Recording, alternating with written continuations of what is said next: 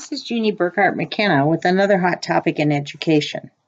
My topic today is going to be about the long-term costs and effects on using out-of-school suspension for consequence of misbehavior in schools.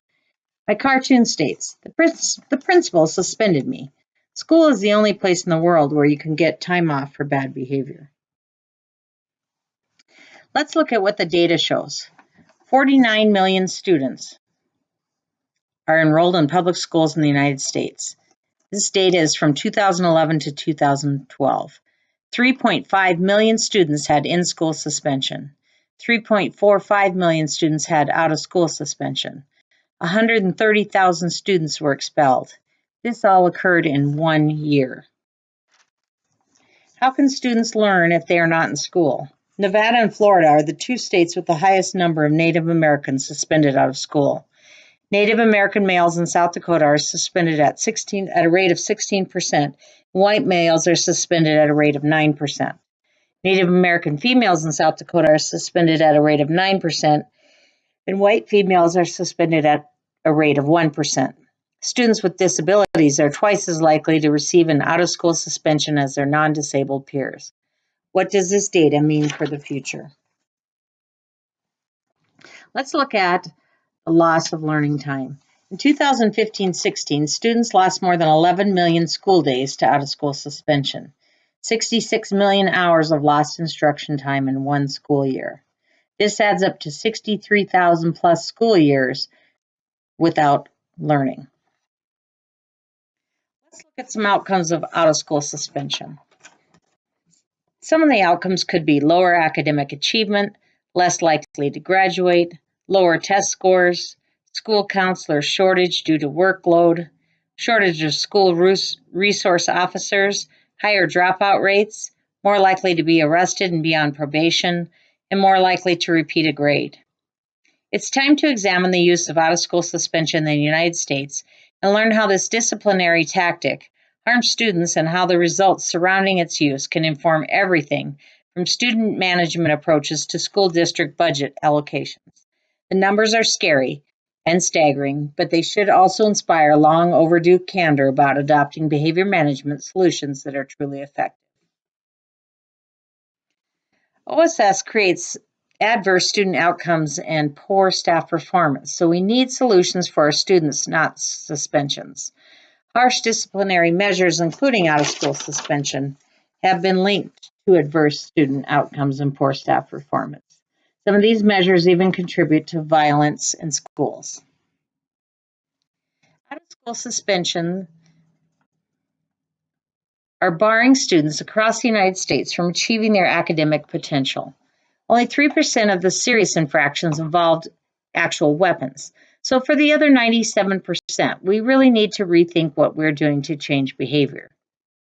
Some examples might be strategies to change behavior that actually involves out-of-school suspension might be adopt a trauma-informed and ACEs model, use mindfulness strategies to de-escalate behavior, help replace incorrect thinking patterns, replace out-of-school suspension with in-school suspension, set up heart rooms where kids can decompress, provide academic intervention, get the kids caught up academically, set up behavior plans with parents and students and staff, and set up a bully prevention program.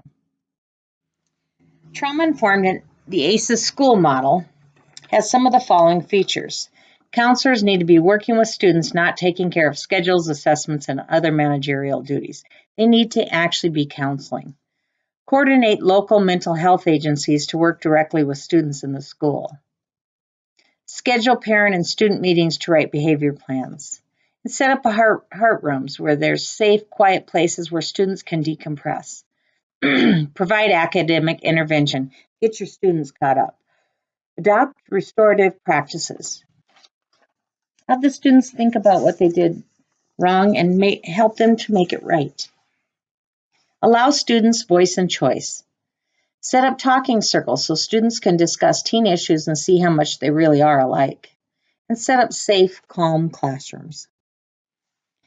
Let's look at a few of these. Mindfulness is the basic human ability to be fully present of where we are and what we're doing and not overly reactive or overwhelmed by what's going on around us. Mindfulness helps students, parents, and staff learn how to put their stressors into check so that they can function at full capacity. Mindfulness involves meditation, breathing, shaking, sittings, and staff, students, and parents can learn this practice together. It is the healthiest, best alternative to medicating an issue. I know one school district that even starts their parent advisory committee meetings with a mindfulness exercise.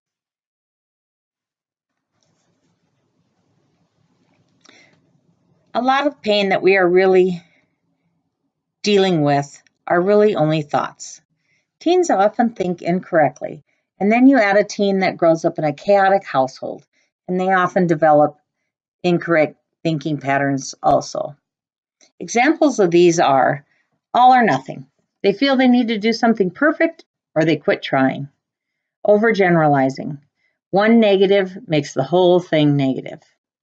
They may take some situation and filter out all the positives, making the whole situation negative. They actually take a positive situation and turn it into a negative, as I said. Jumping to conclusions. They will assume the worst of the situation without any facts to justify their conclusion. Magnifying. They will overreact and blow everything out of proportion. Pretty normal teenage behavior, huh? They believe the way you feel is the way you are. I failed that assignment, so I must be a failure. Set up a bully prevention program. Teach students how to identify bullying and then how to stand up to it safely. Also teach them not to be a bystander and step in when bullying takes place. This is all done through a bully prevention program, and make sure you train your staff so that they're speaking the same language. What are the benefits of reducing out-of-school suspension? Well, for one, increased instructional time, higher graduation rates, more positive teacher-student relations, fewer students involved in the judicial system, higher test scores, academic confidence in students, better staff retention, safer learning environment, happier students and staff. It is the administrator's role to protect all of their students. Let's start addressing our students' real issues. Have your school team start looking for alternatives to out-of-school suspension. And let's really leave no child behind. Financially, as a nation, we need to address this issue now, before our children end up in the judicial system with a bleak future. Good school culture is not the result of programs and gimmicks. It's the result of the adults in the school being motivated to do what is best for kids. This is Jeannie Burckhard-McKenna with another hot topic in education. Signing off. I'll see you next week.